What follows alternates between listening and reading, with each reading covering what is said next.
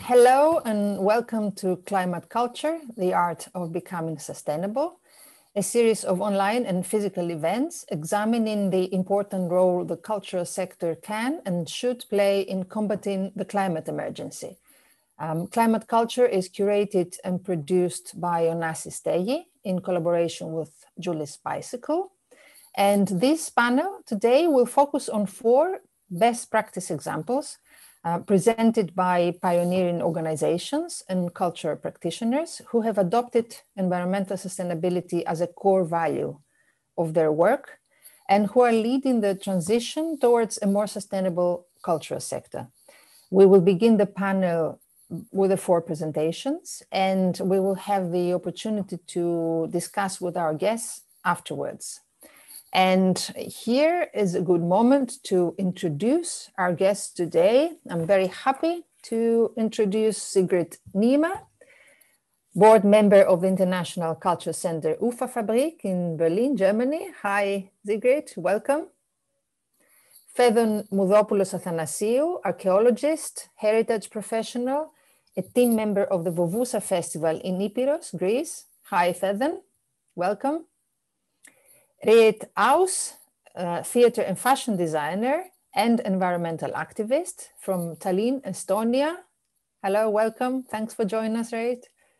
And Christos Carras, executive director of Onassis Stegi in Athens, Greece. Hello, Christos. Thanks for joining us. So without much further ado, I will pass the floor first to Sigrid Niemer, who will present the Ufa Fabrique project in Berlin.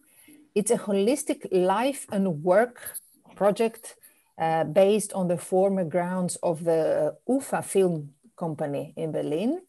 And Sigrid is a founding member of Ufa Fabrique. And besides working there, she has also been living with the in-house community since 1979. So Sigrid, to you. Thank you for this introduction. I will speak about the International Cultural Center Ufa Fabrique in the city of West Berlin in Germany. We started with this project in 1979, and my presentation goes up to 2020 March when the lockdown came. So what I'm talking about, it's already the past. Here you have a strong overview about the whole area. You see it's quite green. We have different houses and different activities in all that houses. We started as a squad and have now since very long time a legal contract. We are situated in an abandoned Ufa film factory. All in all, it's 18,500 square meters and 7 houses. We are in an urban area close to the underground in the former West Berlin. Maybe you remember after the Second World War, Berlin was divided into the East German country and the little West Berlin part belonged to West Germany. And this created a certain atmosphere in the city. So there was a big lack of investment, of work possibilities, but also a certain kind of openness. And we were a group of young people. We were searching for the meaning of life, more or less. We were all very creative. We were multi-talented, but we had no money to invest. But we wanted definitely and 100% invest in our future. Here you see me during that times. So our visions and values were create a holistic life and work project with a strong focus on living community, living together, social inclusion, arts and culture, and ecology. And especially ecology, the word sustainability didn't exist for us during that time, was really a pioneering thing. Here you have a model of our way of thinking or our vision. In the center is really the well-being of us, of our surrounding, and in fact, of the whole global world. And for us, it's necessary to look at 4 aspects. One, of course, is the social equity, the economic prosperity, the cultural diversity and vitality, and last but not least, the environmental sustainability. And all our activities or offers, we try to focus on those aspects. Here you see us in 1805. You see we really tried to be creative. We created our own theater company, a varieté show, you could say. On the other hand, we were working very hard. Here's an example how we developed our economy. So the first was, yes, our performances, our way to reach people. When they came here to the grounds, they needed food, so we opened the first cafe, and we took that was left over to renovate the first theater. Then we had 3 incomes, and so slowly we developed our premises. And without that system of shared income, the Ufa Fabrique today wouldn't exist. That means, so people like me, we had no private income for the first 6 to 8 years. Here you see us in 2019 on the 40th birthday party. You see a lot of people, a bunch of people, different activities. We see ourselves as a huge community. Yes.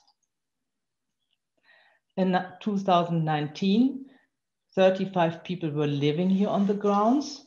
The association started with 1, and now we have 12 associations and companies running the different aspects of our Ufa Fabrique. We have all in all about 220 employees. We had, I have to say, by 200,000 visitors a year. And the community Tempelhof, the part of Berlin where we live in, it's a community of 450,000 people. But our audience, our guests come from all over the world. The biggest challenge has always been to balance the economy. Here are our main income streams. Of course, the ticket sales from the 3 theater scenes we have. We have the cafe. We host an organic bakery and a shop. We have a guest house for artists, but also for normal visitors and groups of people coming to the city. We host corporate events and rent out our spaces. We get a basic public funding for cultural and social activities we used to get, and some more. So, of course, our first very important job we do is in arts and culture. We host events, all kinds. We have a school of African and Brazilian percussion. We offer trainings in various art disciplines. We host residencies, festivals, and nowadays streaming. It's very close connected to the social commitment and inclusion.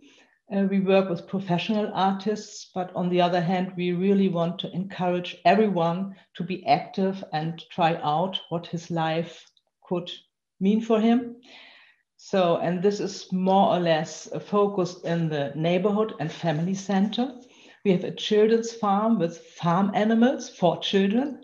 We have a children's circus school, a samba band, Terra Brasilis, a free school for children from 6 to 12, and still we live together. Ecology and sustainable development, we were pioneering in this field. You see the black and white photo. It's a prototype of a CO2 generator, and the red one above, that's a modern generation of that. We produce our own energy, and we try to manage our facilities in a sustainable way. And I think that's the very important thing for us, how we can contribute, and how can we also show people how you can combine things by using sustainable techniques. So we have green roofs, landscape facades, we produce our energy, we have natural noise reduction walls, we store our rainwater, clean it in a biological way and use it for a second water circle. We have natural cooling systems. Of course, we give trainings and workshops. We experiment during the last 2 years by straw clay buildings. And for this season, we prepare outdoor office working spaces. So you can say from an abandoned industrial area, we went to a lively structure that creates rich value for urban citizens in a most sustainable way. So this went very fine until March 2020. And now this is our big challenge when the pandemic comes to an end. How can a new start succeed? Thank you. Sigrid, thank you so much. It's really quite impressive to see how much you did at such an early stage, and how really incredibly pioneering it must have been back then. And it's really, you need to see to believe it.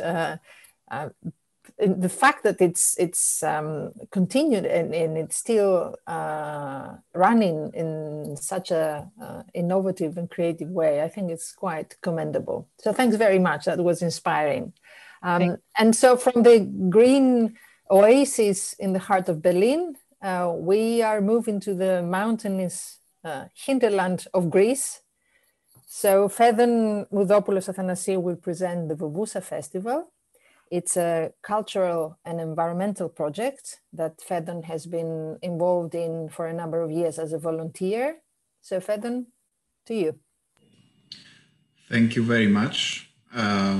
While opening my PDF, I would like to thank the organizers on behalf of the Vovousa Festival for inviting us to take part in this very interesting discussion.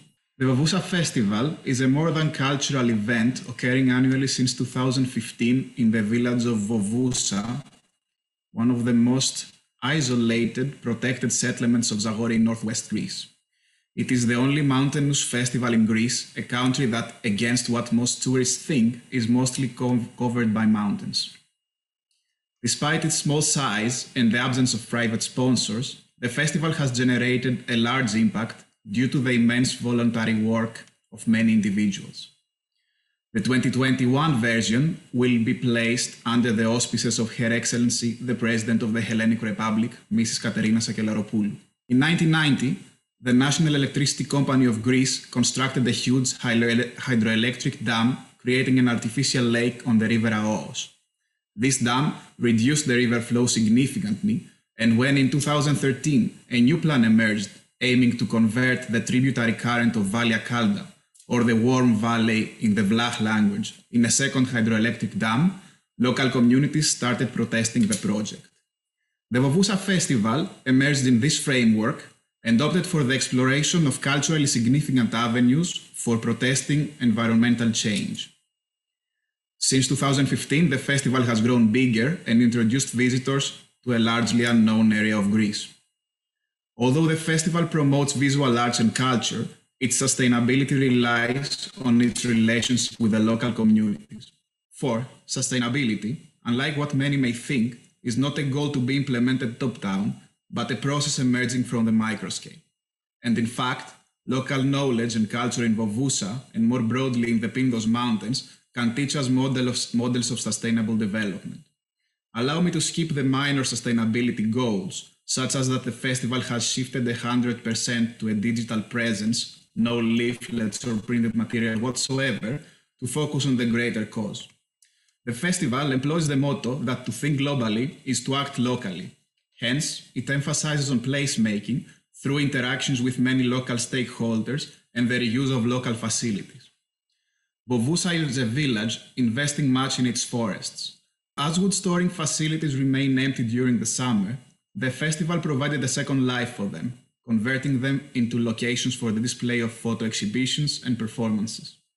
To ritual places of cultural or artistic significance, visitors have to walk in the cobbled pathways of the village, wander around, explore the nexus of itineraries, and finally inhabit the place rather than consume the landscape, leave their waste and return to the big city.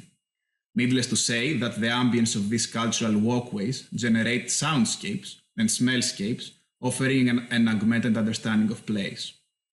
Locals in return respond by actively taking care of the public space and opening their lawns to this transhumant community. However, the relationship between the festival and the community is by no means binary and expands in rhizomatic ways. The recurring documentary workshop dedicated to the oral histories of Vovousa enhances the communication between the festival and dwellers. Negotiating aspects of the Zagori cultural landscape, the festival is co-creating a lamp together with Schedia, the Greek street paper. Parts of it will be produced in Vovousa using processed wooden parts, enabling the regional cultural tradition of wood cutting. But more importantly, in the context of cultural landscapes, the festival wants to pass the message of a necessary paradigm shift. Humans need the river, the forest, and the extremely varied biodiversity of the Pindos to survive, not vice versa. Consequently, a Green New Deal might be flawed when not considering local knowledge and the ecological parameters of such biodiversity hotspots. To convey this message, the festival is organizing a series of events related to renewable energy, environmental protection, and local knowledge. For example, in 2020, the research collective of Boulouki, together with locals, restored one of the many water sources. These structures reveal the ingenuity and adaptability of the communities in Pindos, while small-scale hydroelectric stations to subsidize nearby settlements was never considered a green energy for our country. The festival also invited a research team from the University of Ioannina, who argued for a better balance between large-scale wind energy and biodiversity conservation, especially in Greece, a biodiversity hotspot. One of the important conclusions of that research is that Greece can meet the national renewable energy goals without invading sensitive ecological reserves such as Zagori. Furthermore, the festival collaborated in the Blue Heart of Europe project to oppose further interventions in the last free-flowing transnational river of Europe, Aos, or Viosa in Albanian, arguing for the creation of the first Greek-Albanian transnational natural park. We cannot reach sustainability on a global scale without empowering local communities and employing local knowledge, while the latter defines the culture of a place. One such instance is the sacred forest of Saint Viniri, or Agia Paraskevi, the story of which is of crucial importance to understand how local knowledge may influence policymakers. Sacred forests survive because local communities avoid utilizing them, fearing punishment by supernatural powers. Today, such parts of the planet are classified as sacred natural sites, areas of unique spiritual significance for local communities having special biocultural values. These are particularly important because of the many other than human organisms associated with the ancient trees and forests. A local visual arts graduate, Konstantina Messini, produced a documentary narrating the story of the forest. Some of its plants were shot during the festival, encompassing repertoire from the relevant events. So far, it has taken part in many film festivals, spreading the knowledge of this cultural landscape beyond the region. In short, these are some pathways followed by the Vovousa Festival to enhance placemaking and meet sustainability through engaging with local knowledge, communities, and the culture of the mountains. I thank you for your attention. Thank you, Faidon. That was, I would say, a breath of fresh air, almost literally. And I've been looking at Sigrid, who is nodding. I think that she sees a kind of offspring of Ufa Fabrique on the mountains of Greece. So thank you very much. We'll have time to discuss. Of course, we'll get back to these questions. I shall move on to Reet now. So I hope that we will find out a little bit more about her work in the area of environmental sustainability and specifically in the area of upcycling, which she has been applied in her work both as a fashion designer and as a theater designer. So on to you, Reet. Hello, yes, my name is Reet Aus. It's lovely to be here with you.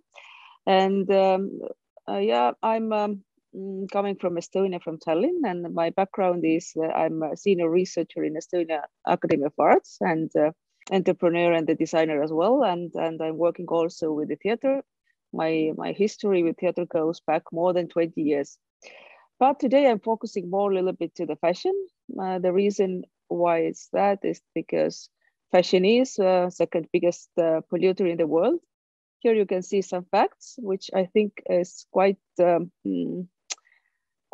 to know. And just very shortly, I'm going to give a short overview about the textile waste and why that, because we have two types of very complicated waste, one is post-consumer waste, what mostly actually affects us here in Europe and of course in US.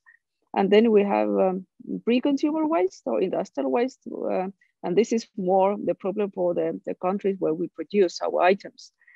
But I think just very the piece of information that in EU we are able to collect only 25% of clothes what we put into the market. And from that 25%, we are able to recycle only 1%. And that actually shows how big is the problem. And I think the saddest part of it is that we actually don't have the good ways or the good solutions, technical solutions, how to reduce the waste that way, how to circle the waste back.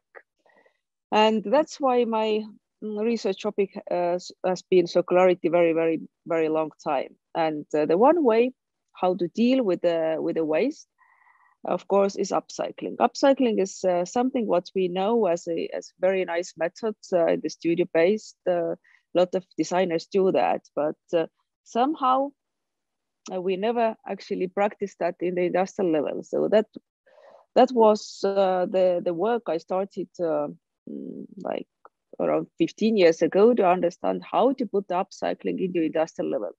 After long years of practical research, we figured out that it's actually possible. So here you see the basic life cycle of the product, the textile product made from the cotton. And of course, every step has quite strong environmental impact. And yes, the easiest way to reduce the environmental impact is through upcycling. Of course, the best is the reuse, but that we can only adapt talking about ready-made products. But in the industry, is upcycling and then comes recycling. Upcycling is if you take the material the way how it is, and through design, you actually give the new value and you bring the material back to the production. So, but now let's go to the post-consumer waste. What to do with that? This is the photo taken, I think, half a year ago in our recycling center, like where they collect used clothes, they sort them, and they resell them. This is just one organization, one small organization in Estonia, and they end up with every month with more or less 40 tons of used clothes they have to send to the landfill or to the burning facility. And that's what happens with our clothes right now, almost everywhere in Europe. Yeah, it's everywhere. Basically, we landfill or we burn them. That's how it looks like, people working with the, and that actually shows really well how much we consume. Talking about pre-consumer waste, this is a photo taken a few years ago. It's my dear colleague standing on the hill of textile waste in Bangladesh. It's next to the factory we have been working with, because my research has taken me mostly to India and Bangladesh, where are the big factories, and we have been working with them. And that's basically how looks more or less. That's the street view in the production area in Bangladesh. There is no such a beautiful views we saw in the previous presentation. No trees, no grass, just textile waste. And that's how looks the other type of waste. It's called rollants coming from the production. Really, really big amount, perfectly usable. But that goes also to the waste because big companies can't use it. This is the most ironical type of waste. This is the overproduction, which is really, if you consider the one factory we're working with, they are making a year 240 million items, and 3 to 5% stays there as a waste, which is the overproduced products. And when we started to work with the factories, we wanted to certify our line, and it came out that there is no such kind of certification scheme. And together with Stockholm Environmental Institute, we had to launch the UpMade certification system. And this is really gives the factories the possibility to circulate the leftovers back. And the main idea is that you do it inside the factory. You help them to realize how much waste they have, what they can do with it, and how they could actually bring back to the production. So the factory would significantly reduce the waste, and also will be able to sell more the working hours, what is their main job anyway. Very shortly here, what UpMade is about, the production design and production system. And the one thing what UpMade also does, we have two main calculations what we provide. One is the waste analysis, how much waste there will be in the factory, order by order, and also we always calculate CO2 and water and energy savings. And Reet Aus is the brand, and it's actually just a case study to prove the UpMade system. We started. It goes back like 7, 8 years, but of course the certification took some time, and the product development also a few years. The collection has been on the market, let's say, last 5 years, and you can see from here that each our garments saves average 75% water and 88% energy. And I think this is good point to understand that actually you could make the clothes in also the way that they solve the problem, not add it to the industry. And it's actually possible to make clothes in the sustainable way, and also really reducing the environmental impact. I will show you just few examples of our collection. A lot of people who doesn't actually know what's the concept behind, they are very surprised when they understand that we actually make our clothes from the leftovers, because for the people who doesn't know the concept, they look just clothes made from the new material. So what's our handwriting, of course, as you can see, is we have a lot of cuts that we would be able to use smaller and then the bigger pieces from the production. Here you can see very small details, and such a small details you actually can cut out when the factory is cutting out the original production. It's combined. So you can see it completely like normal clothes, nothing extraordinary. And the arrow is the symbol of UpMade, symbolizing the fact that upcycling is taking the value upper. And here is few examples. We have been working last years also with the recycling. This is one sweater made from the recycled denim. The yarn is made in Italy. Italy is one of the leaders in Europe, making the yarn from the post-consumer waste. This dress is also made from old jeans. And very shortly, that's it. If you would like to read more, you are very welcome to see our website. Thank you. Thank you very much, Reet. The first part of your presentation was really depressing. It's incredible to see what waste there is in the fashion industry. But the second part was very inspirational and promising.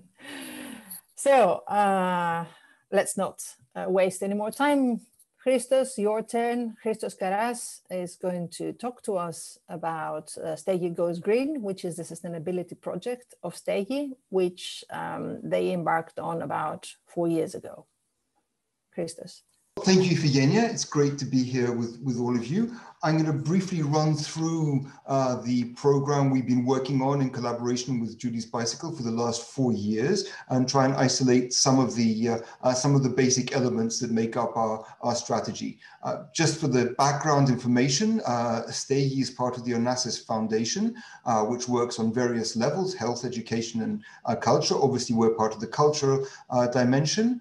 And I would just like to say that this is important because the foundation itself has as its mission to create conditions, seek ideas, and ignite discussions that lead to a better society. So within that overall framework of what the Onassis Foundation is about, obviously going green, improving our environmental behavior is an essential part, because this is the major challenge of our time. So our intention is to sort of really work at all the levels, and I'm going to try and show you this very briefly in the presentation.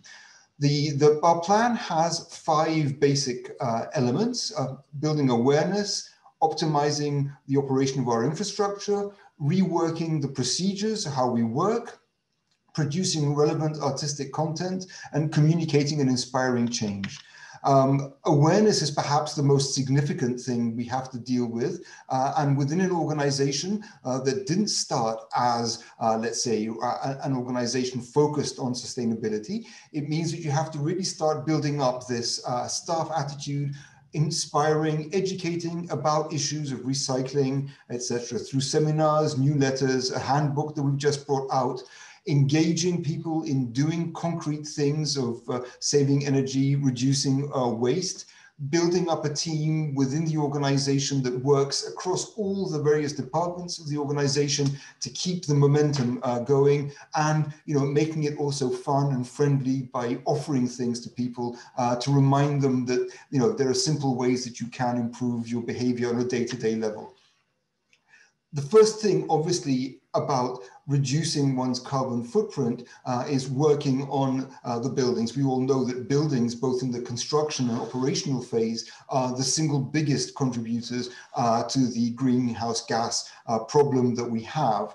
So this is an important place to start, and to start that means actually understanding what your footprint is by benchmarking after having measured and identified where and what you can actually do. And it's a good idea, obviously, and we've discovered this in our own practice, to start with things that you can actually have tangible results relatively quickly, like changing lighting fixtures, regulating air conditioning use, working on water saving, for example, things that don't require a heavy investment, but actually have a tangible result that's actually inspiring. And at a second level, see what you can do with infrastructure if you can do something. And of course, the human component is always primary. You can have the most wonderful infrastructure, but if people don't use it in a way that's conscious, you haven't done very much. So again, the awareness dimension plays out at this level too. People have to be involved in energy saving or waste reduction. A third level is our operations and the procedures, which again, you have to start by understanding. What does it mean to put on a large theater or dance production? What does it mean to have an exhibition? What does it mean to tour a production throughout Europe? So you have to measure these things, understand the points where you can actually do something about it, and then see what concrete measures you can apply in touring methods, developing a green production rider so that productions do think about issues of recycling or keeping the use of materials at a minimum, and how one can repurpose and share some of the things that have been used. We've developed a green procurement policy, which means that the environmental credentials of what we buy are up there, along with cost and lead time and things like that. We have a recycling and plastics policy. Stegi is trying to go plastic free by the end of 2021. We've worked very hard at reducing printing within the office operation. It's quite complicated to print something here. You have to really want to do that. We've worked at the F&B units, food and beverage, making sure that we're trying to completely eliminate all single-use plastic from the food and beverage services. We've instituted a meatless Monday to try and get people to think about the consequences of eating meat and dairy. And importantly, within our key performance indicators for the staff, we've included green targets. And in some job descriptions, there are also references to the sustainability project. For example, myself, along with being executive director, I'm also the green project leader. So it's good for all these things to actually become ingrained within the institutional structure. In terms of programming, obviously this is something that's part of an arts organization's DNA. So we've tried to include, and we do this even more as time goes on, activities that really do deal in an artistic and aesthetically innovative way, deal with issues of sustainability, climate crisis, etc. Here are just a few of the things we've done over the past year. This is obviously something that an arts organization has to do, bring these issues in interesting, engaging ways into the programming. And of course, communication. I mean, arts organizations, and over the past year, I think this has become abundantly clear, arts organizations are to a significant degree media organizations. We've all been basically broadcasting for the last 14, 15 months. So this is an opportunity for us to use the special connection we have and the trust we often have with our public to get this message across when things get better, also in the physical space, but as much as possible through communicating, including, as I said at the very first slide, communicating to stakeholders, both internally and externally, for example, suppliers, etc. And finally, working towards certification, which is what we're doing in collaboration with Julie's Bicycle. There are challenges. Sustainability is a whole chain of suppliers, service providers, and infrastructures. And depending on where you are, things might be more complicated. It's more complicated in Greece than it is in Northern Europe, for example. It's complicated to think about offsetting issues. Should we do it? Should we not do it? How do we do it? For example, there's some flights that we cannot avoid. What can we do to offset this? There are no certified schemes in Greece at the moment. Maintaining energy and engagement with the organization. People have a lot to do every day, so you have to really work at this in a way that doesn't become overbearing, and finding balances between projects' artistic values and environmental impacts. It might be wonderful to bring a 60 group, dance group from France. Is it environmentally wise to do such a thing? And of course, finding resources to do that. In summing up, I think we can see here some of the main things.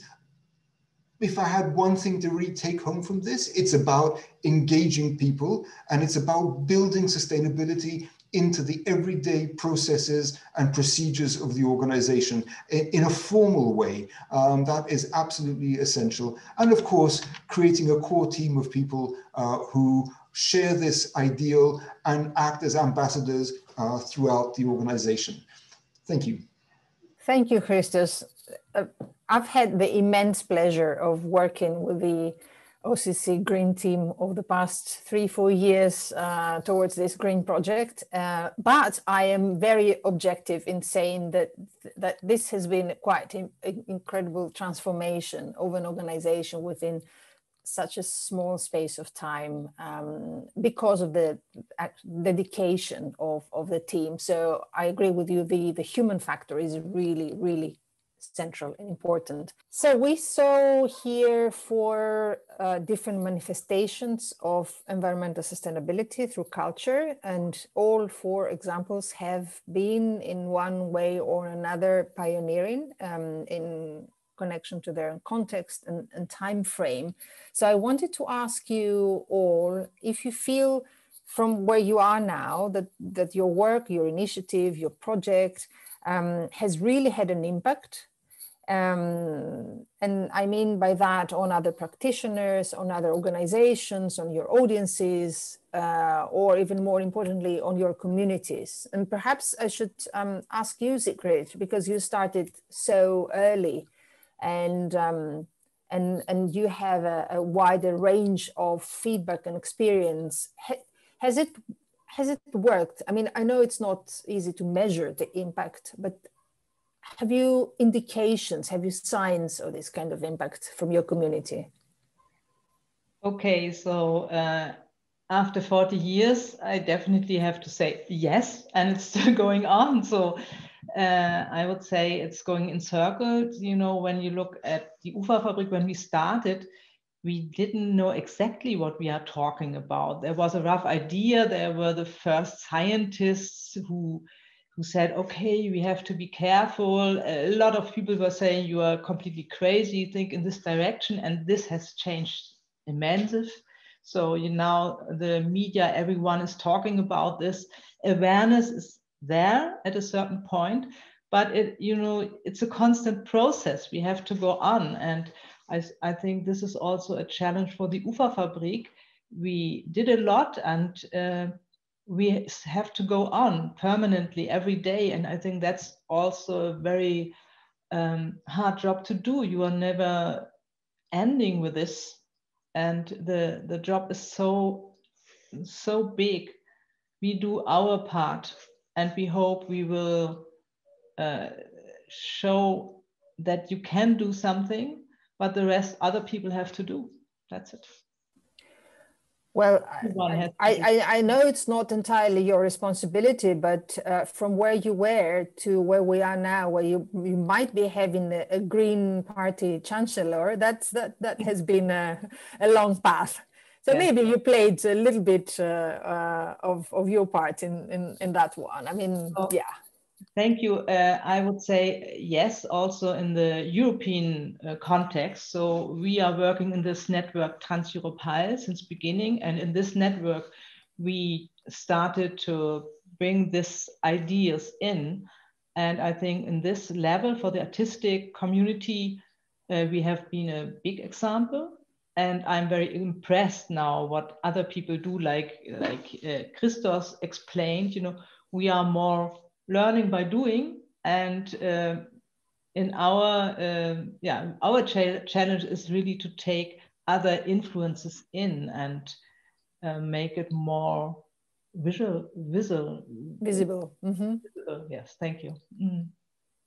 Faidon, I wanted to ask you, because what you're doing is like the equivalent of soft diplomacy, in the sense that you are actually doing environmental activism, but through culture and arts. And since 2015-16, when the festival started, for a specific cause, has it had some tangible result? Has it had an impact on your cause? Well, thank you for the question.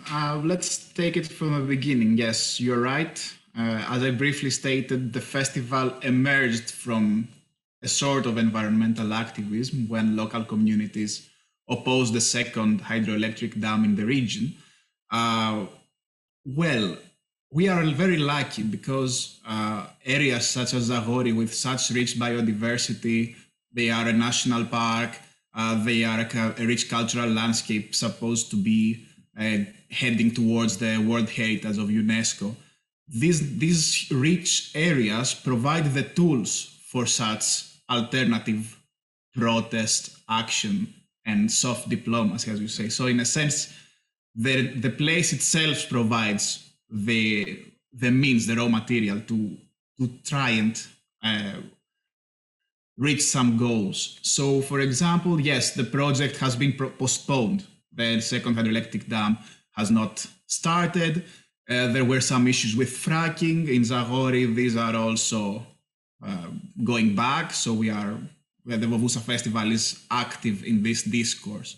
If I can show you only 3 images from my PowerPoint, just to outline a bit how the festival works in terms of communication. First, it organizes lens-based cultural residencies. And in the sense, artists from Greece and abroad inhabit the place for prolonged periods and capture various aspects of this landscape under their very unique perspectives. These projects become cultural ambassadors, actually, of Vovousa and the Zagori through subsequent exhibitions and publications. Also, the festival issues a periodical volume entitled Diaselo, the equivalent in English would be Between the Peaks, highlighting aspects of this mountainous cultural landscape.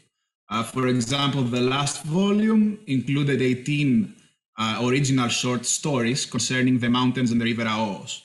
And finally, and maybe more importantly, the festival is kids-friendly, organizing events dedicated exclusively to kids, to the new generation, because arguably one of the best ways to protect such fragile landscapes is if the future generations of our planet take it for granted that such large-scale projects are not compatible with such regions. That is, if these landscapes survive until today's kids reach adulthood. And in the Vovousa Festival, we are confident that they will. Thank you, Faidon. I think, yeah, it's quite evident that there is, that you've worked on the outreach aspect of the work as well. And may I just add here, I mean, we don't have time to expand on this topic, but I think that this kind of soft power activism is avoiding polarization in societies. So that might be, in a sense, a more effective way of stating or fighting for a cause. More or less the same question to Reet. You started almost 15 years ago, Reet, working on a circular thinking that wasn't at all mainstream at the time. It is today, but it wasn't at all at the time. Along this trajectory, have you felt that your work has helped shift things a little bit, or is it still a kind of solitary path? Of course, it's difficult to say, but for sure, when I started, I started my doctoral studies 2006, I guess. And yeah, I didn't even have the person to talk about the topics with. So I think for a lot of people, I was just somebody with very creative, but completely crazy ideas. It's difficult to say. Like, let's I would say last 2 to 3 years, the awareness has raised like really, really strongly, and all these topics are now on the table, and we're talking about it. And the circular economy is the word what we hear like everywhere, which is brilliant. I love it. In Estonia, I think definitely my work has had some influence, because I'm also teaching, and I have a lot of students who actually will choose the topic of sustainability, and they implement it to their practice as well. But and also, if I see globally and all the work what we have been doing with the big factories, of course it has changed for them quite a bit. And of course last year has been a little bit different, but we still have like tens of factories waiting when the pandemic is finally over, that we can go and certify them, and they can start working towards the more sustainable production. I think so, but you never know. Maybe it's just all together, like a lot of activities, and I think finally we just collectively understood that we have only one Earth. So.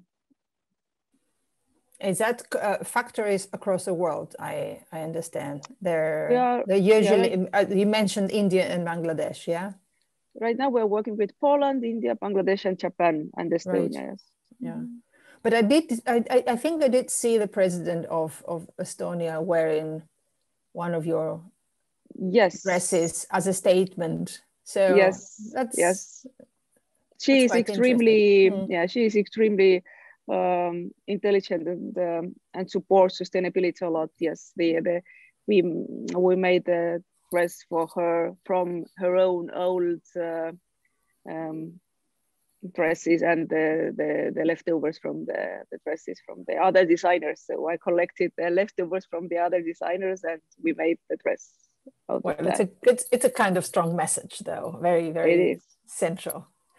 And Christos, to you, I know, I mean, it's been challenging at times to go green in a country that doesn't really have the green infrastructure in many aspects. But do you feel at this point that the Stegi Goes Green might have an impact beyond its rewarding part for the aspects for the organization? I mean, audiences, community, stakeholders, cultural sector.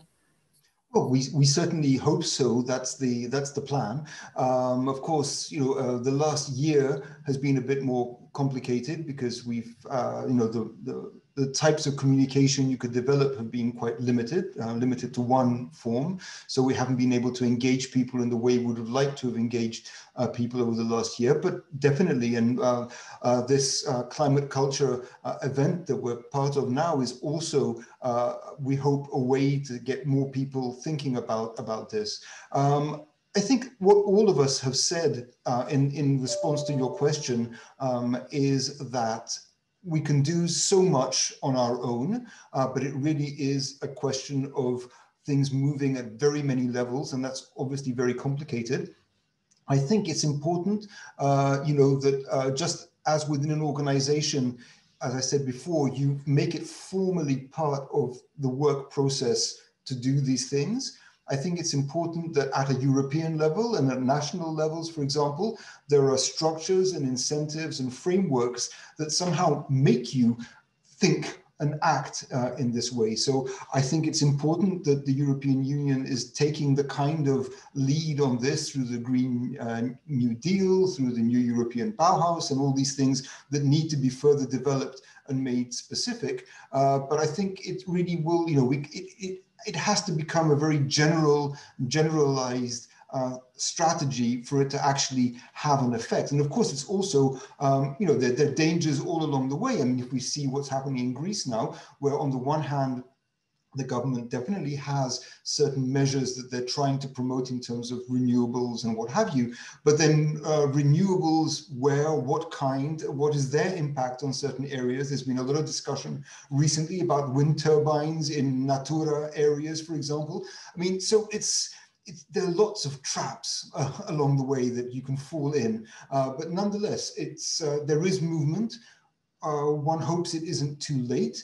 One hopes that the need for economic revival after the pandemic doesn't push to one side issues of sustainability, because there's a risk of that as well, as economies have tanked and we need to, to get things going. I've read over the last few days that the plans for drilling and extraction of hydrocarbons is foreseen to be well over what would be compatible with reaching the Paris targets. So it's a very fragile situation, and we all play a little part, but we have to play it. Do you feel that the cultural sector is more on board now than it was a few years ago? And will this make a difference? Yes, Sigrid. Yes, definitely. So when we started, I think in 2004, we made our first big conference of the art of being sustainable. And there were really this position that artists said, I'm an artist. I cannot care about sustainable issues. I cannot express myself. And this has definitely changed. And last night, in Germany, we have a public criminal Tatort, a very famous, what everyone looks at the TV on Sunday evening. And there was written, this film was produced under sustainable conditions. And I think that's fantastic. And I see, it's going on and on, but like Christos said, it never stops, and it's so tricky from our personal level, from the level around us, we have to stick on. That's the only chance we have. It's certainly better than nothing and better than what it was before. Christos, do you agree that, we can be a little bit more optimistic at the moment? Yeah, I think, to answer your question, yes, the arts community has definitely understood that it has a role and that there are things that can be done. I think it's also a question of building this into funding incentives, building into various forms. But yes, we're definitely further along than we were some years ago. Yeah. Faidon, do you think that your initiative is not as exceptional as it was, which would be a good thing if others were kind of joining in? Well, yes, indeed. The more the merrier. I totally agree with what Christos said before. There are certainly pitfalls that we need to be conscious of, especially in this post-COVID era. And we should also not turn a blind eye that sometimes sustainability just becomes a trope that people use without the necessary impact. But obviously the glass is not half empty, and if the Vovousa Festival contributes to something, it is to actually show that we can learn also from the micro scale, because most of the times, huge wind farms are implemented top down. As I mentioned in my presentation before, the Vovousa Festival is trying to highlight the issues that can provide policymakers with community-based and local input to adapt the large scale of sustainability to the small regions. And that's a discussion that's becoming wider. So I hope this will be good for the future. And Reet, you are positioned at a tricky point between the creative sector and an economic industry. So I think that there is change happening in the fashion industry, which would take longer, but it would have a major impact because it connects to patterns of consumption and a very, very big financial industry worldwide. I mean, are you optimistic? You don't look very optimistic, but I'm not at all. That's because I don't see that happening. Actually, it happens right now. It's still just the issue of marketing departments in the big corporations mostly. But that's the thing. That's what we see. But if we and that's the biggest problem in the industry, that we don't have transparency. We actually don't see inside it. And if we see the nice campaigns and beautiful words and nice promises, then we believe that actually it's happening. But if you go into it and if you see how it still works, then the change is way too slow. It's way too small. But I think it works that way, that first of all, the small companies who actually can be more flexible and can be more innovative, they started.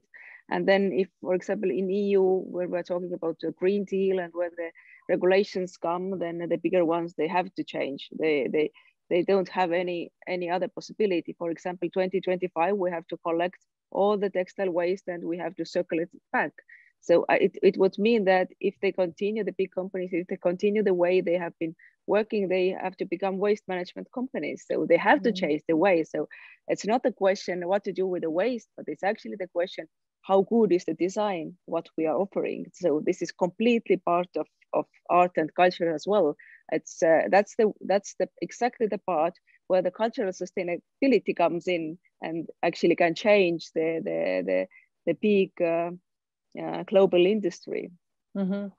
In a sense, change the perceptions of people about what is beautiful and desirable and but also design. I'm thinking more about like what's the aesthetics, what kind of products we would like to buy, and also to think from the company side, what is the product we would like to put into the market. Not what is the cheapest, what is the fastest, etc., but what it actually has the biggest emotional and circular value that we would be able to. So this is good design, and I think design is part of the culture as well, because design is just all around us. We can't separate it. It's not just sometimes we tend to make design part of the business only, but it's not. The design is why I like the design is, and why I'm still in academia and also like entrepreneur, because design is really, really practical. I'm doing really practical research. I have some ideas. They might be crazy, but if I'm not able to implement them into the real life, then they are just nice thoughts. Great, thank you so much, everybody. I think that in a sense, what we did is that each one of you with your presentations, you replied to Sigrid's question from the beginning, what could the world look like after the pandemic? And I can only thank you very much, Sigrid, Christos, Reet, and Faidon, for being with us and for sharing your stories and your insights for this panel. Thank you very much, everybody. Thank you. Thank you you very much. Thanks a lot. Thank you very much.